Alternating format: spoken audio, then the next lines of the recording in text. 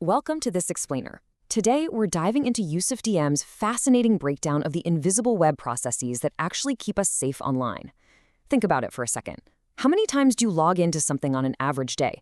Email, banking, social media, your work portals, we are constantly verifying our identities. But if you've ever stopped to wonder how the internet actually remembers who you are from one page to the very next without constantly nagging you for your password, well, you're in exactly the right place.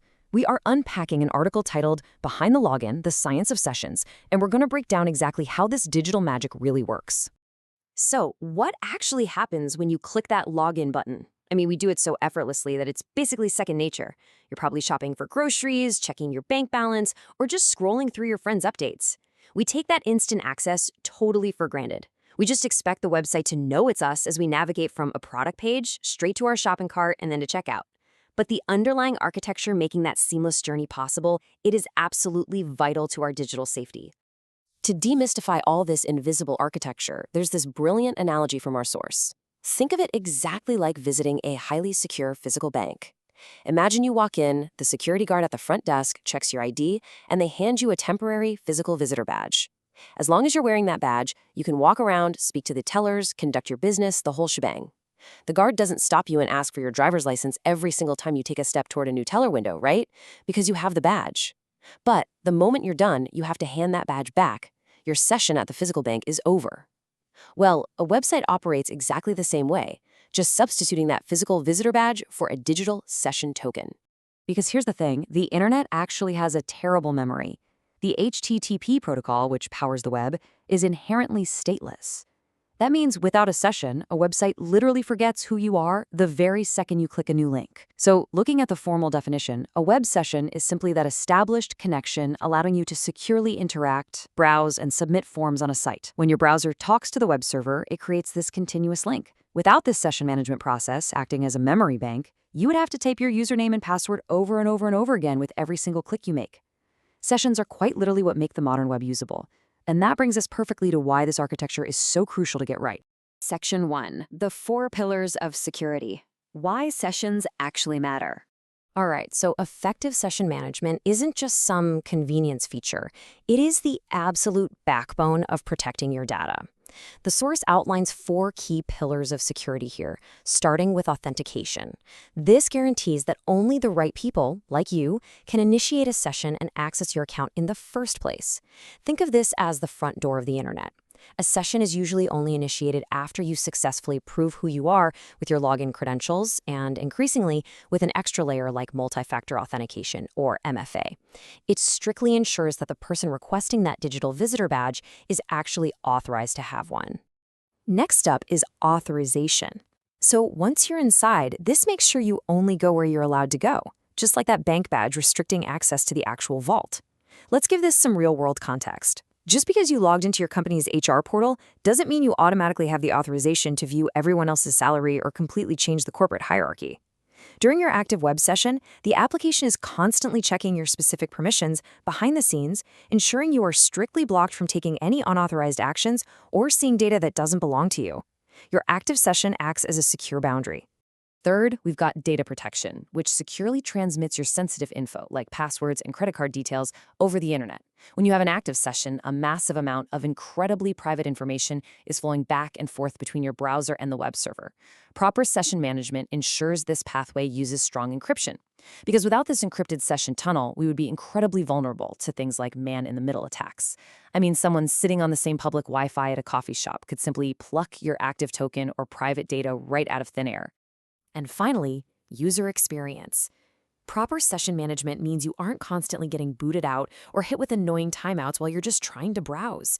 We have all experienced that deep frustration of spending 20 minutes building a detailed shopping cart only for the page to refresh and log us out unexpectedly, wiping out all of our effort. It's the worst. A truly robust session management system has to balance the need for ironclad security with the very human necessity of a smooth, uninterrupted journey. Section 2. The mechanics, how web sessions really work. Okay, so we've talked about the theory and those 4 pillars, but how do servers and browsers practically execute this invisible dance every single day? According to the source, a session follows 4 specific steps to maintain control. Step 1, generating a unique token. Step 2, securing transmission via HTTPS. Step 3, triggering an expiration after a period of inactivity. And Step 4, revoking access if compromised. This right here is the complete life cycle of your digital session. It starts with creation, moves to secure communication, has a built-in end date, and features a panic button if things go sideways. Let's look a little closer at these steps. The crucial point to grab here is that this session token acts exactly like your digital visitor badge. When you log into a website, the server validates your password and hands your browser this unique, highly randomized identifier, often called a session token. For a tech-aware setup, this is typically stored in your browser as a secure HTTP-only cookie, which means malicious scripts can't easily access it. From that moment on, every time you click a button or load a new page, your browser silently holds up this secure token to the server and says, "Hey, it's still me." The server sees the token, recognizes the active session, and grants you access without ever asking for your password again. Now imagine your bank visitor badge just magically dissolving if you stand still for too long. That brilliantly illustrates session expiration. It's built to prevent unauthorized access. If you walk away from your computer at work or, say, a public library, you really don't want your account left wide open for the next person who happens to sit down. By enforcing an expiration time either after a period of inactivity or a hard predefined duration, the system mitigates the risk of someone else jumping onto your device and using your active token. But let's shift gears to a more urgent scenario. What if a bad actor actually gets a hold of your token? That is exactly where the panic button comes in. If the server suspects your account has been compromised, it utilizes session revocation to instantly cancel that badge, severing the connection entirely and forcing everyone to safely log back in. Section 3, Ultimate Security Playbook, Best Practices for Developers and Users. All right, now that we know how the mechanics actually work, let's look at the OWASP-inspired best practices YusufDM outlines for keeping these sessions locked down tight. Because look, security isn't just up to the developers, it's a shared responsibility. Whether you are a website owner or just a proactive user, this checklist is totally essential. For developers, you've got to use unguessable IDs with high entropy. That just means they are so mathematically complex that an attacker could literally never predict or guess the next token in the sequence. It also means implementing protection against CSRF, or cross-site request forgery. Anti-CSRF tokens basically prevent attackers from tricking your browser into silently making unauthorized requests, like transferring funds that you didn't actually intend to make. You also need to regularly rotate session keys to minimize hijacking risks. But perhaps most importantly, systems should allow you, the user, to audit your active sessions. You should always be able to see where you are logged in and be able to remotely revoke access if a device or location looks suspicious. To wrap up this explainer, it ultimately comes down to user education and a final thought about your own daily habits.